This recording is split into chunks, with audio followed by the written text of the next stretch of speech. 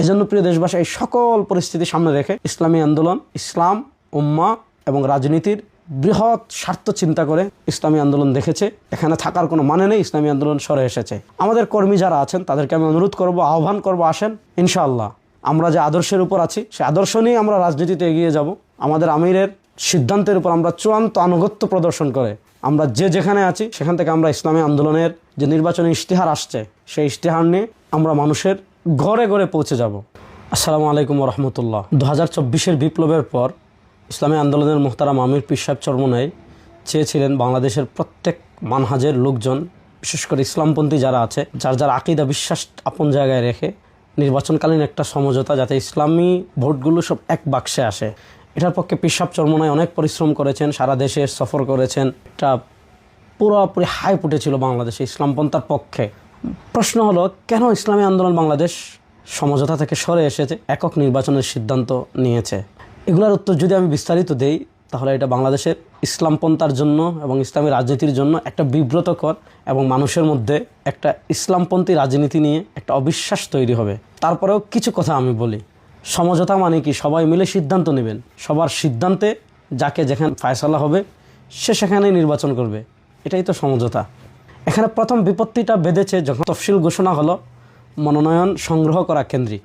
দেখা যাচ্ছে জামাতে ইসলামী প্রথমে কাউকে না জানিয়ে কয়েকজন ফরম তুলল, সিরাজগঞ্জে তুলেছে, আরও পাবনায় তুলেছে, আরও কিছু জায়গায় তুলেছে। তো ওই দিনে পীর সাহেব চরমোনাই আব্দুল্লাহ মোহাম্মদ তাহের স্যারকে দেখতে গিয়েছেন, তিনি অসুস্থ ছিলেন।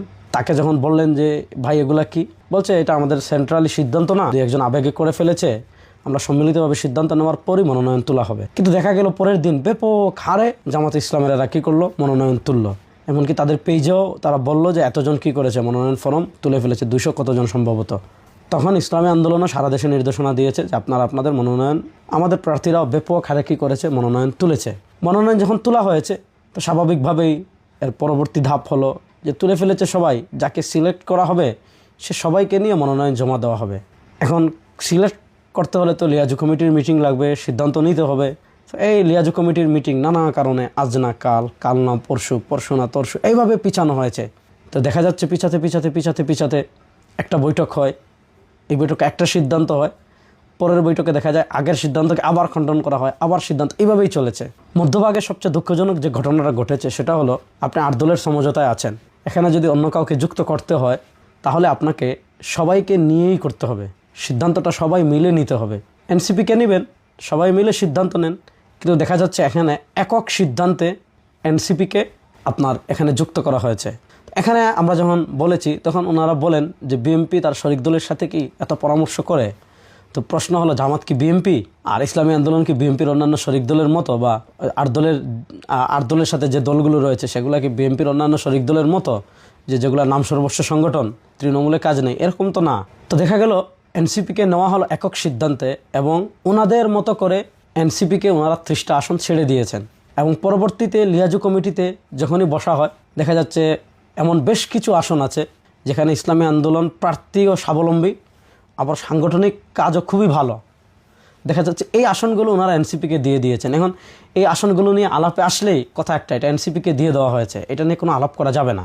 তো এটা তো সমঝোতার মানে শারঈ দিক আপনি বলেন, অর্থাৎ ন্যূনতম শরিয়ার সাথে যাদের সম্পর্ক আছে, ইসলামের সাথে সম্পর্ক আছে, এই কাজে বৈধতা আপনি কেমনে দিবেন? যে আপনি একক সিদ্ধান্তে নেবেন, একক সিদ্ধান্ত দিয়ে দিবেন, তাহলে এটা সমঝোতা থাকে? সবচেয়ে বড় কথা হলো এখানে এত অতি রাজনীতি করা হয়েছে। যেমন আমি আপনাদেরকে আরেকটা উদাহরণ দিই। পীর সাহেব চরমোনাই জামাতের শীর্ষ নেতৃবৃন্দের সাথে বসেছেন, যখন 8 দলীয় বিভাগীয় সমাবেশগুলো শেষ হলো, তফসিল ঘোষণা হলো, তো পীর সাহেব চরমোনাইকে ওনারা বলেছেন যে আপনারা তো জরিপ করেছেন, আপনাদের কোন কোন আসনে কাজ ভালো আছে, কোন কোন আসনে কাজ খারাপ আছে, এগুলার তালিকা আপনারা আমাদের কাছে দেন।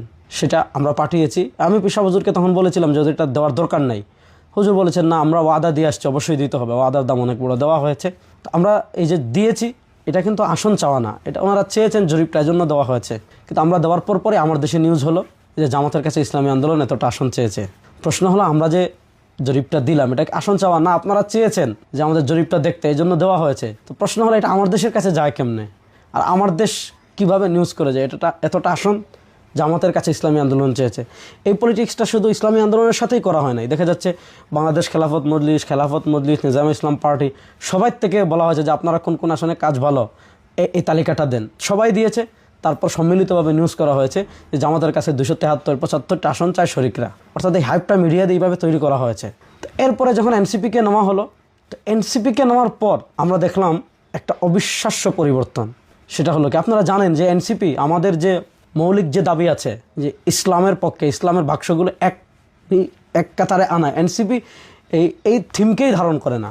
অর্থাৎ এনসিপি কখনো রাষ্ট্রীয়ভাবে ইসলাম প্রতিষ্ঠা, আমরা ক্ষমতায় গেলে বিচার করব ইসলাম অনুযায়ী, আমরা ক্ষমতায় গেলে সংবিধানে কোরআন বিরোধী যত ধারা আছে সব বাদ দেব, আমরা ক্ষমতায় গেলে অর্থনীতিকে ইসলাম অনুযায়ী সাজাবো, আমরা ক্ষমতায় গেলে ইসলাম বিরোধী যত আইন আছে সব বাতিল করব, রাষ্ট্রকে শরিয়ার আলোকে গঠন করব, এই থিমের সাথেই এনসিপি এক না। এবং এনসিপির স্পষ্ট কথা হলো এটা কোনো আদর্শিক জুটি না। এইরকম যখন দূরত্বগুলো তৈরি হয়েছে, তখন দেখা যাচ্ছে ওনাদের কথা হলো ইসলামী আন্দোলন কত আসনে নির্বাচন করবে সেটা তাদের নির্বাহীতে যে সিদ্ধান্ত হয়েছে ওইটাই, এবং ইসলামী আন্দোলন কোন কোন আসনে নির্বাচন করবে তাদের নির্বাহীতে যে সিদ্ধান্ত হয়েছে ওইটাই। তারা যতটা বলবেন এতটাই আপনি, তারা যে আসনে বলবেন এতটাতেই আপনি। এবং তারা এনসিপিকে যে আসন দিয়ে দিয়েছেন, পৃথিবী উল্টে যাবে, সূর্য পশ্চিম দিক থেকে উঠে যাবে, এনসিপিকে দেওয়া কোনো আসন ফেরানো যাবে না। তো এখন দেখা যাচ্ছে আপনি যদি এই আচরণগুলো করেন যে আপনি যেখানেই বলবেন আমি ওখানেই নির্বাচন করব, আপনি যে আসনে বলবেন ওই আসনেই নির্বাচন করব, আপনি এনসিপিকে যেতগুলো দিয়েছেন এগুলো নিয়ে কোনো আলাপই করা যাবে না।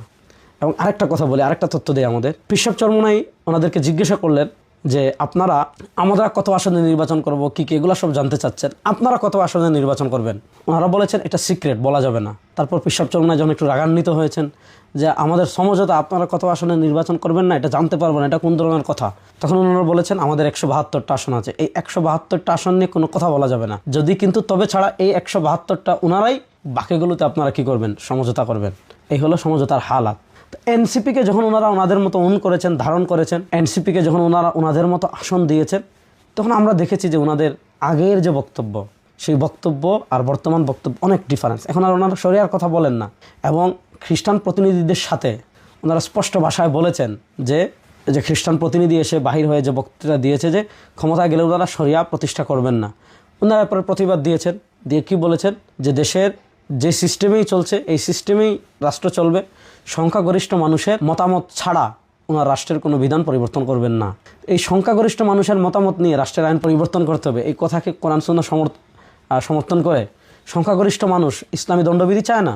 আমাদের দেশে যারা পলিসি মেকিংয়ের জায়গায় আছে তারা কখনো ইসলামী দণ্ডবিধি চাইবে না, যে চুরি করলে, কেউ রাষ্ট্রের টাকা চুরি করলে, দুর্নীতি করলে, দেশের টাকা বিদেশে পাচার করলে, ব্যাংক ডাকাতি করলে, শেয়ার বাজার ডাকাতি করলে ইসলাম তার শাস্তি দিচ্ছে হাত কাটা, এটা তারা কখনো চাইবে না। তারা কিসাস চাইবে না, তারা হুদুদ চাইবে না, তারা তাজিরাত চাইবে না, তারা ইসলামী অর্থনীতি চাইবে না, তারা ইসলামী দণ্ডবিধি চাইবে না। কারণ ইসলামী দণ্ডবিধি থাকলে তারা দেশকে খেতে পারবে না, চুষে খেতে পারবে না, বিদেশে টাকা পাচার করতে পারবে না। তাহলে আপনি তারা চাইবে না যারা পলিসি মেকিংয়ের জায়গায় আছে, আপনি কি তখন এটা মেনে নেবেন? এটাই কি ইকামতের দিন? আর এটা কি ইসলামী শরিয়া? আর এটা কি ইসলাম? এই সকল বিষয়কে সামনে রেখে ইসলামী আন্দোলন বাংলাদেশ সিদ্ধান্ত নিয়েছে যে আপনি যা বলবেন তাই আমাদের মানতে হবে, আপনি যেখানে নির্বাচনের কথা বলবেন সেখানেই আমাদের নির্বাচন করতে হবে, আপনি যতটা আসনে বলবেন ততটা আসনেই আমাদের নির্বাচন করতে হবে, আপনি যাই বলবেন তাই আমাদেরকে মানতে হবে। অসকল মোড়লগুলি ইসলামী আন্দোলন অতীতেও মানেনি, অসকল নিজে যা মন চায় অতি রাজনীতি আপনি আপনার মতো করেন, কিন্তু ইসলামী আন্দোলন এই অতি পলিটিক্সে নেই, অতীতেও করেনি, এখনও করে না, সামনেও করবে না। এই জন্য দেশবাসীর কাছে আমি এই কথাগুলো এজন্য বললাম যে অনেকে মনে করছেন যে ইসলামী আন্দোলন বাংলাদেশ অনেক ক্ষতিগ্রস্ত হয়ে যাবে।